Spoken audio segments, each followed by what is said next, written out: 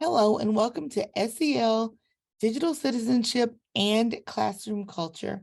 My name is Nicole Taylor, and I have been an educator for about 20 years. At my core, I am simply a teacher cheerleader. I really love technology, and so I like to use my experience as a classroom teacher, both a campus and district leader, to just help use technology to remove barriers to learning success for both teachers and students. And that's exactly what we are going to do during our time together today. Today, we are going to look at SEL or social emotional learning. Then we'll look at digital citizenship. We'll also look at classroom culture. And along the way, we will look at how tools for SEL, digital citizenship, and classroom culture can really help you and your students in your classroom to have dynamic learning experiences. And we'll also look after each one of those to give you a chance to try some of these tools that will help you with practical application. So let's go ahead and let's get started.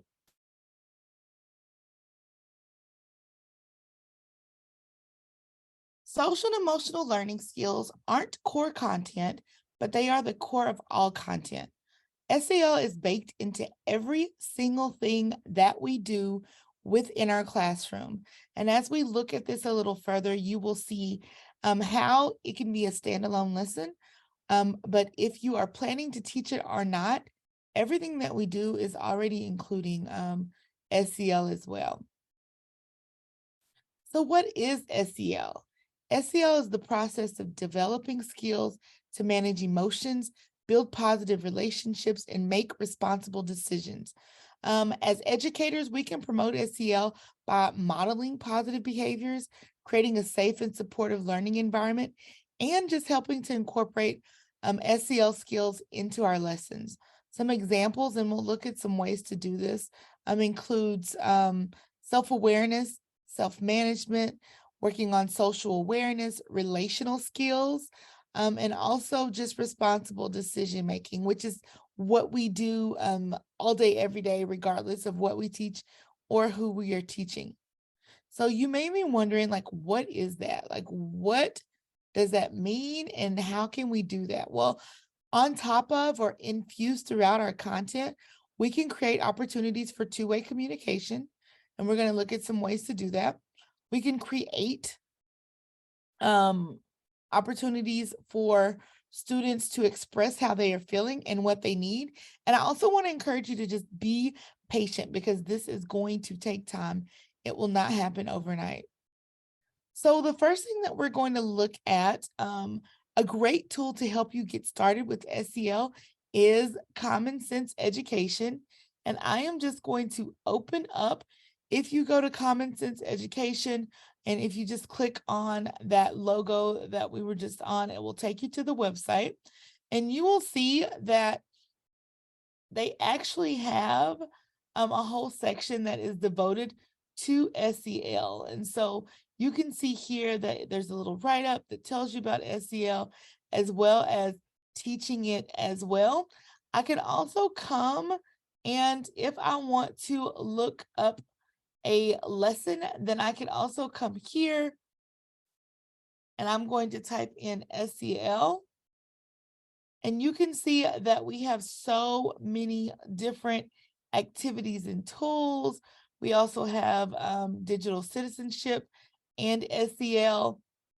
And so it gives us quite a few tools, SEL in digital in Digital Life Resource Center. And so if you click on one of these, then it's going to actually take you to a lesson that will give you a video recording as well as resources in order to teach about SEL within your classroom. The next tool that we're going to look at is HyperDocs. And so HyperDocs really are a way to begin with a strong lesson design. So just baked into what you already teach. They curate quality instructional content. They package learning in a way that engage learners. They also encourage collaboration, giving all students a voice. Students are able to create and share authentic products. They're also able to develop critical thinking and problem solving skills. And so I have a hyperdoc for you here that will help kids to understand SEL. And so this is fight, flight, or freeze. And so it takes you from engage all the way down to share. And so you can actually come and file, make a copy, and make this what you want it to be. But this allows students to look at stress and to determine what they do when they get stressed out. So it walks them through a lesson that helps them to identify stress, as well as what do I do when I am stressed out? Do I fight? Do I flee or fight, or do I simply freeze because I don't know what to do as well? And so working through this, students can work through this independently, or you could also work through it whole group. And also you could make a copy and change any piece of this that you think needs to be changed for your students as well. The next thing that I'm going to look at is Pear Deck. And so Pear Deck is a Google Slide add-on that helps teachers create engaging slideshow style content for your classroom. So the idea is to just combine slide presentations with interactive questions. And so here are some examples of Pear Deck slides. And so this slide here is a social emotional learning. These are templates I'm going to show you. And so this will help you to just give you prompts as well as tools to help students work on identifying where they are and gaining new tools as well. So here's a moment of silence. And so this slide could help to create moments of spaciousness and quiet in your classroom. Allow kids to just kind of quiet down from the humdrum and the noise of the school day. This next one, this is what is filling your bucket today and what's draining it. Students could reflect on what's giving them energy and then also what's helping them to feel good. Then you could ask them what's draining them or taking their energy away. And students would be able to just fill in their responses on the diagram, and only you, the teacher, would be able to see that. The next one is a check-in. And so this allows students to check in with themselves and to also do a little self-reflection. And so what they're able to do, again, only the teacher can see this and the student can see their own response, but it also allows them to have a little privacy. And so they can drag the dot on the scale to indicate their current stress levels. And then you could see where kids are. You can also go in and change these as well. I could just double click on the text and change that as well. This next template, what do you think about whatever topic? It gives kids the opportunity to communicate their own perspectives. Again, you can change that topic to fit your class. Maybe something has happened and you want to help kids to unpack it. Maybe you just want to do a check-in. Again, this is a text slide, and so students would enter their answers, and you would only see that on the teacher side. This next template is prompting students to imagine another person's perspective. Again, just helping them to tune in and to think about others, becoming self-aware. You could change the topic to something that is befitting as well. And so here are just a few more examples. Again, describe a perspective different than your own. Here's another sliding scale. This is active listening practice, but Pear Deck has quite a few templates different between your opinions. There is also asking them a check-in about the lesson, but there are quite a few different templates here that would allow students to just self-reflect. And then this last one would allow them to give someone thanks. This next tool is Lessons for SEL. And so this is kind of like the Netflix of SEL. And so it gives you short videos for students to learn SEL skills. You can also create questions, prompts, or an activity to reflect or unpack the video. It also allows you to access the video directly from YouTube. So if you click on this image, it will take you to the SEL channel. You can click here on the playlist, and you can see that there are so many different videos here that you can use. There's even some things for parents. There's some relaxing music. There's also things about being self-aware. I see a video here about naming emotions. And so you could simply select one of these videos. And what I would do is I would, after students watch that video, I would pair it with some type of reflective activity, whether they're writing their thoughts on a sticky note and giving it to me, or journaling. This relaxing music is also great to just allow kids to, take a breather during the school day as well.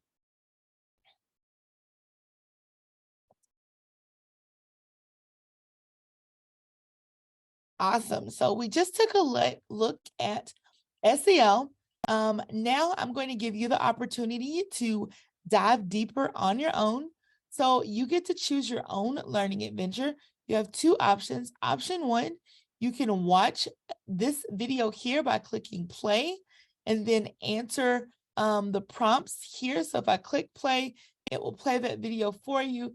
If I click here, then it's going to take you to a Jamboard that allows you to write on here, and you can come over here and you can select a sticky note, an image. You can also select a pen and you can write. And so you can just write what is something that stresses you out. That's one option. Option two is that you can simply select a video and then create a reflection for your students, a reflection activity. So I'm going to ask that you pause the video now, and then you can finish this activity and then return. Welcome back. Hopefully you were able to find that exercise meaningful.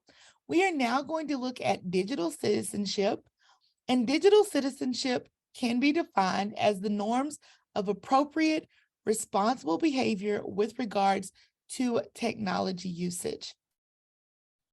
Digital citizenship is more than just a teaching tool. It is a way to prepare students for a society full of technology. And this was, it's a quote by Dr. Mike Ribble. And you guys know this to be oh so very true, that we live in a global society. We're always connected. And so I can remember a time when kids went to the computer room to learn how to use the computer and what to do on the computer and how to have good behavior and all of that good stuff. But now everything we do, technology is infused into everything that we do. And so digital citizenship is everyone's job. So you may be asking, but why? Like, why is digital citizenship so important on top of the task that we do with our own devices within our classroom? Well, I'm glad you asked. So here are just some online interaction statistics, both for adults and for children. And so you can see, just looking at students, that 97% of children have used the mobile device by the time that they're 4. 59% of students have used social media by the age of 10. 42% of students have messaged strangers by the age of 12. And then 49% of teens who received hateful or sexist or racist comments. That percentage is 49%. And so you can see those statistics also for adults. And so by the time students get to us, they've already spent so much time online interacting.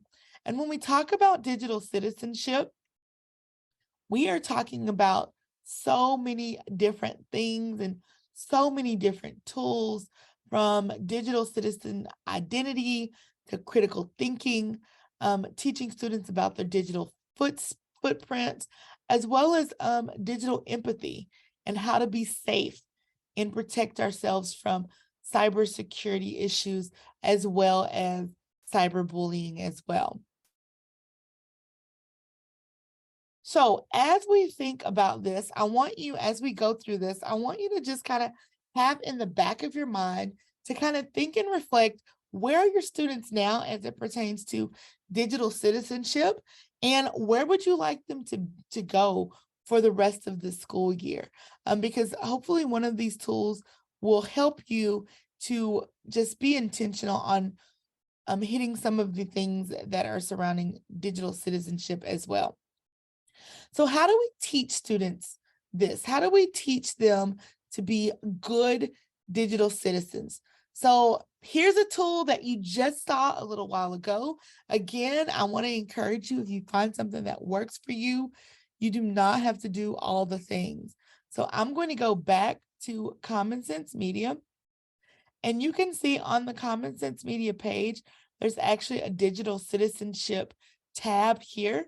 But I wanted to bring you to this digital citizenship page, and you'll see that they have everything you need to teach digital citizenship. So maybe this is the one tool that works for you.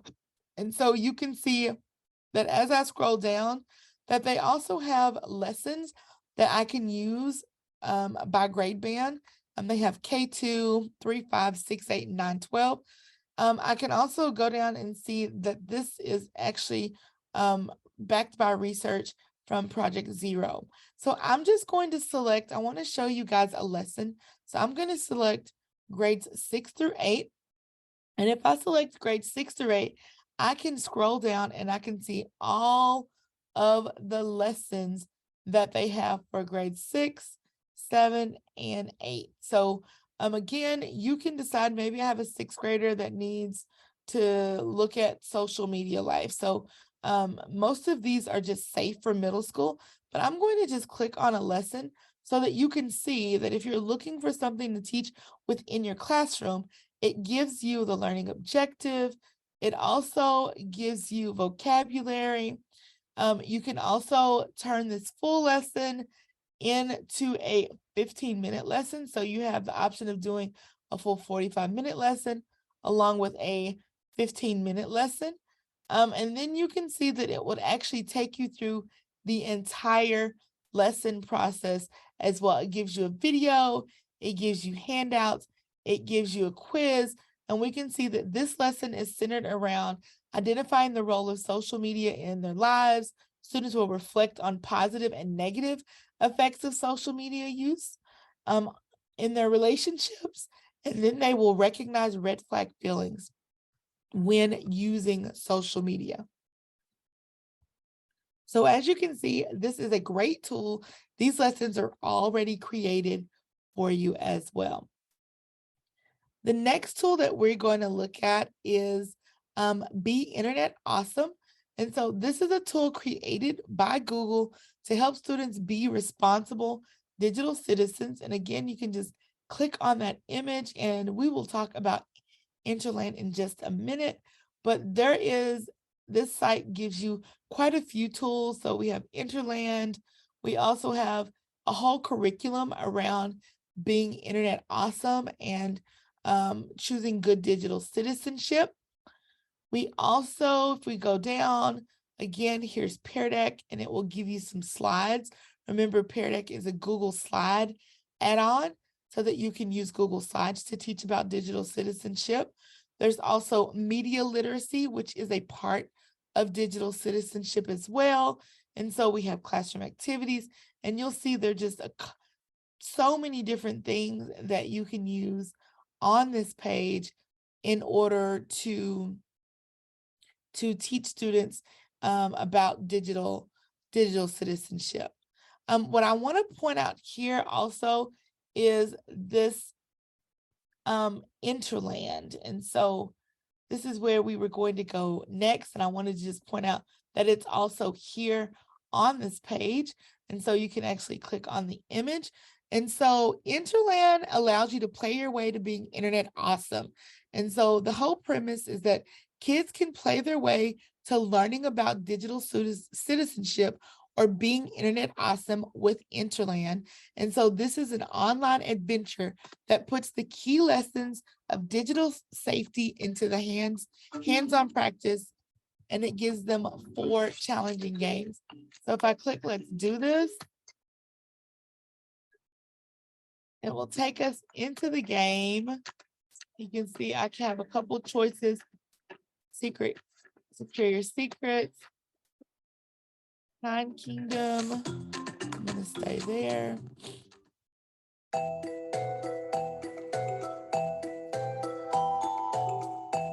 Vibes of all kinds are contagious, for better or for worse. So it has Block and report troublemakers to stop their takeover, and be kind to other internauts to restore the peaceful nature of this land. Get to the top of the kingdom by spreading good vibes and nixing the bad.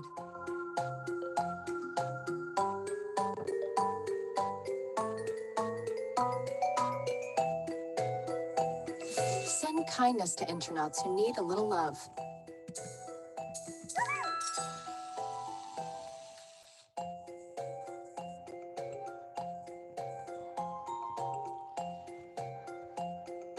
So I could keep playing because it is fun, but you guys can see that it just kind of gives you prompts and allows students to practice good digital citizenship as well. So the next thing that we're going to look at is Google Applied Digital Skills. And so you can actually create a class and then students can join and complete lessons. But I'm just going to show you, they don't even have to log in. You can actually do these lessons because as you can see, I am logged in, but I'm going to click on Browse Lessons just so you can see if I type digital citizenship, I can also go in and I can sort it by grade level. So let's say that this is late elementary, middle school, high school. And so I'm just going to choose a lesson so you can see how they are set up. You can do these whole class. Again, if I already have a classroom set up, then I can click on Add to Class. But you can also preview it. And so you can see that it takes 45 to 90 minutes to complete this lesson. You can see that students are going to understand their digital footprint, and you can see all of the pieces of the lesson as well. I can also click here under teaching materials, and I have a full lesson plan along with a sample rubric and a certificate of completion. And on this lesson plan, you can see the learning objectives. So by the end of this lesson, students will be able to understand what a digital footprint is and how it can be used, identify actions people take online that contribute to their digital footprint, and understand ways to influence one's digital footprint. And so I can go through and read and see this is the videos that are in the lesson, that it's going to actually allow students to watch the videos, and then it's going to give them something to do in order to practice. And so it gives me a full lesson from before the lesson, during the lesson, and after lesson, as well as an assessment. It shows me how to look at student outcomes, but these are full lessons that use Google tools in order to teach students about digital citizenship. So those are really cool as well. Awesome. So again, I've shown you a couple of tools that you can use in order to teach digital citizenship. So now you can choose your own learning adventure. So you can either select option 1 in order to plan. And so you can visit Common Sense Media. And so you can actually click on Common Sense Media. It'll take you to that digital citizenship site that we were looking at. Select the lesson to use with your students, review the lesson resources, take out what you don't need and keep the rest, and then plan to use it with your students next week. Or option 2, you can just play. Maybe you want to see, hey, maybe you really like Interland and you want to go on there. So I'm going to, the second option allows you to go visit Interland and play your way to being internet awesome. And as you're playing and discovering, I want you to think about, how can you use this tool with your students? So if you would go ahead and pause the video now and choose the option that works best for you. So hopefully you were able to choose one of these lessons in order to figure out which one would work best for your students, whether it's a gamified approach with Interland or a lesson, a standalone lesson that you can use with them as well. The last thing that we're going to look at today is classroom culture. So thinking about SEL and thinking about digital citizenship, we have to create a culture where students feel heard, they feel seen, so that they feel comfortable breaking down those walls and sharing with us and talking to us as well. So, classroom culture is a non threatening environment. This is what we want to create, a non threatening environment where students feel free to speak up, share their opinions, and take chances without fear of retaliation. And so, I'm just going to share with you a couple of ways that you can do that. The first way that really works is to build a great classroom culture. Students love routines. And so you can actually go to classroomscreen.com. And if you go to classroomscreen.com, you don't even have to sign in. I can simply click launch. And one of my favorite things about this tool is that it gives you all these different backgrounds. And so these give you classroom screen, these little icons on the bottom are tools that you can use in your classroom to just create routines and organization, which we know is very important when it comes to classroom culture. And so I can hit this and I could take a poll. I could select a poll type, type a question, and then shoot out a poll. I could also, if students are talking, then I could also use this traffic light to let them know, hey, maybe you need to calm down. Maybe this is a good time to talk, or maybe we need to have quiet time while we listen to some of that reflective music as well. I can keep just adding. Here's a timer. I want to add a timer. So there's so many tools as well. So I could just add these things here and project them in my classroom. But there are lots of tools here that I can use just in order to have routines and to help with that classroom structure as well. Another way to just help with classroom culture is to have fun with students. And so this is actually one of my favorite tools that allows you to have fun. It is called Quick Draw. And so I'm going to click here to take us to this. And so it's going to give you a 30-second countdown. So it gives you a 30-second countdown, and students can take turns trying to draw what they have been given before the timer runs out. And it's just fun. So I'm going to show you what this looks like. I'm going to click Let's Draw, and it wants me to draw a hockey puck in under 20 seconds. That would show me that, and then I can simply draw it. Let's see. Oh, I know. It's hockey puck. Oh, I got it. I never get it. But this is, again, just another way for you to build that culture by having fun with your students. Now, this next tool, ifaketextmessage.com, is a tool that can be used for fun. It can also be used to um, unpack things, maybe as you're building that culture. It can be used for students to maybe introduce you to them and let you know a little bit more about themselves. Students can have a fictitious conversation with someone else. So many different ways to use this. And you'll see that I learned about this from Tony Vincent, and this is just an example conversation that you could actually have on this website. And so this is just a conversation that he was having with Beyonce as well. So you can create, again, fun text messages to introduce new content to your students. Another way to use this is have your students create conversations, and they could do this between historical figures. Have students debate topics back and forth. Again, just infusing a little fun into your classroom culture as well. great conversation starters. You can create one like the one we have here and use it as a conversation starter. You can use it to explore cyberbullying. You could also allow students to use new key terms in dialogue conversations. And so I'm just going to click on ifaketextmessage.com to show you what it looks like. And so it allows us to decide the type of bubble that we want to use.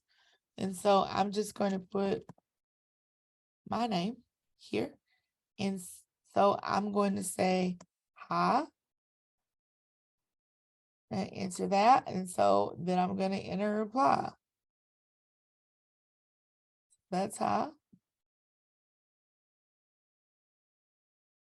And I'm going to add another response. So hello.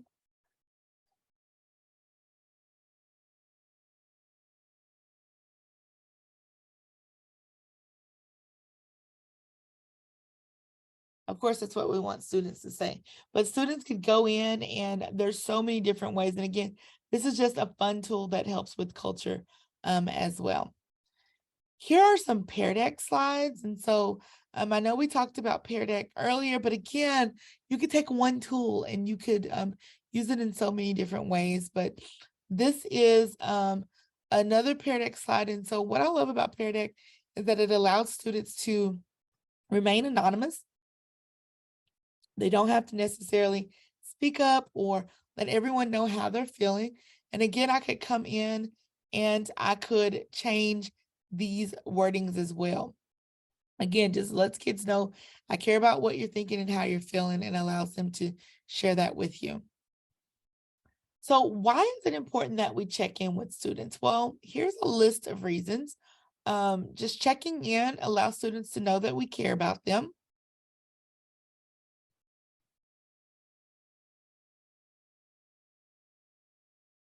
Checking in with students shows them that we care. It also allows them to share issues or concerns. It allows us to know what's going on. So we'll know if we need to maybe escalate it to someone else who can help them, or if we need to address it as well. Checking in with students also makes them tap into their own self-awareness. So it helps them to develop an awareness of how they feel, and also helps them to develop the habit of checking in with themselves as well. Checking in with students also, again, helps with routines. And so we want kids to feel safe. And so just having routines in order helps to create safety and predictability in class as well. A few other tools that I want to leave with you in order to help build classroom culture. This is a getting to know your classmates hyperdoc. And so I am going to just click on this group one. And so what this would do is you would click on a group number. Each group member would add information to the document, and then they would be able to just share a little bit about themselves. So here's the document. They could put their name, this is a photo, and it doesn't have to be summary. It could just say insert a photo that tells a story about you. Tell us about your photo. Jot down your ideas for a group name. What is something that you want your classmates to know about you? And so again, just building culture, allowing kids to share a little bit about themselves with you, as well as with their peers as well. Another thing that you can do to help with culture is music. Create a class music playlist. Ask kids what they're listening to, and then take that playlist and put that on Spotify or Apple Music or Google, wherever you get your music from. Pull it up on YouTube, the clean version, and use that playlist as students are working or as they're entering or leaving for the day. If you click on me dancing in the corner, you can even send this out to students and allow them to put their own song on there as well. I wanted to include that because I don't know, maybe you need to add it. I mean, you know what'll work for your students, but that would allow kids to add that and give that to you. Another way to check in with students to help with classroom culture is to use Google Forms.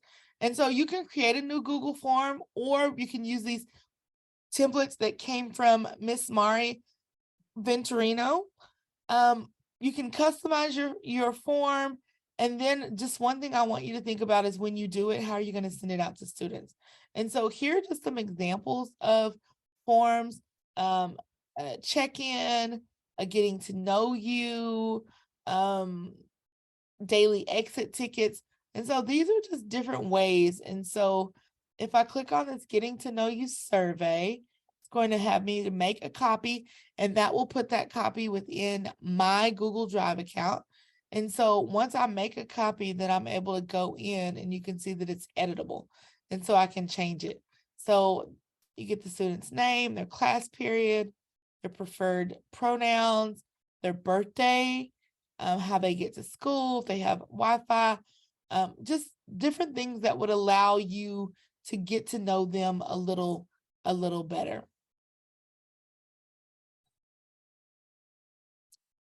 And then I'm going to close with just a few HyperDoc activities that can also allow you to give students the opportunity to share a little bit about themselves as well.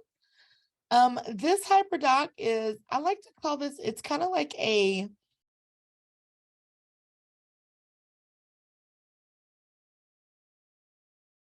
virtual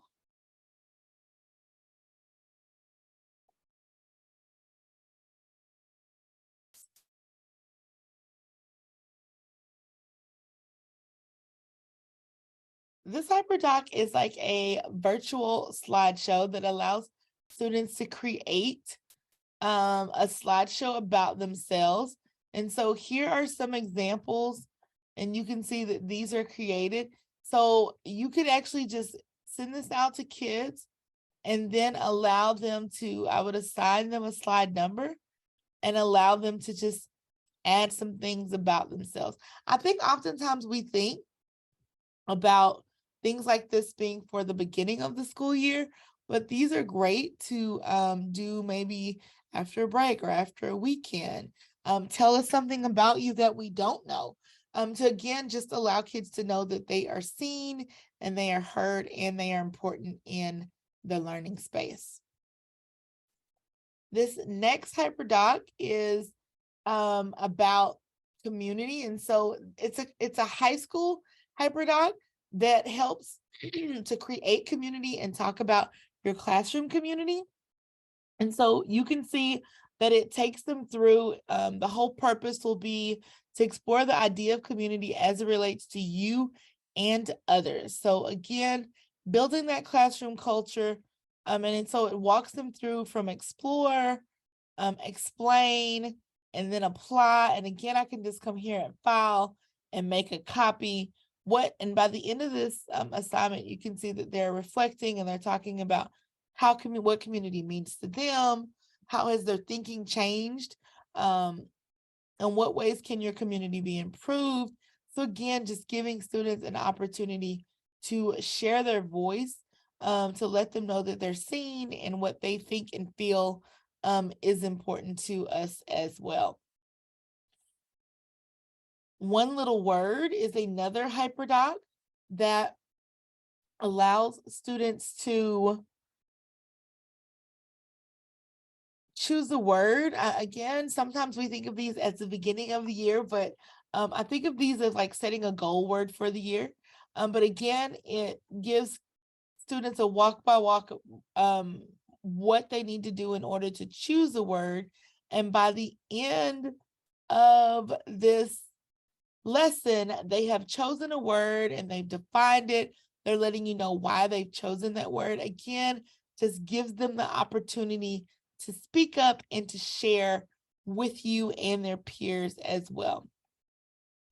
And then lastly, I want to share with you a Wakelet that is chopped full of, it says beginning of the year, but these do not have to be used at the beginning of the year, because when we're talking about culture, we really just want kids to know that this space belongs to all of us. And so asking them about how they like to be creative, about their workspace, picture day, And so this is just a template of different ways that we can get to know our students to help build that classroom community as well. Okay, so thank you so much again for staying with me to learn about classroom community. You are now able to choose your own adventure. And so you have two options. Option one is you can create your own Google form or choose a template. You're going to customize it, and then you're going to add or remove questions, customize the theme, and then plan how you can send that out to students. Or you can, for option two, use one of the hyperdocs, one of the templates, either from the Wakelet or within the slide deck to use with your students. Be sure to make a copy and edit the lesson and make it whatever it needs to be for your students.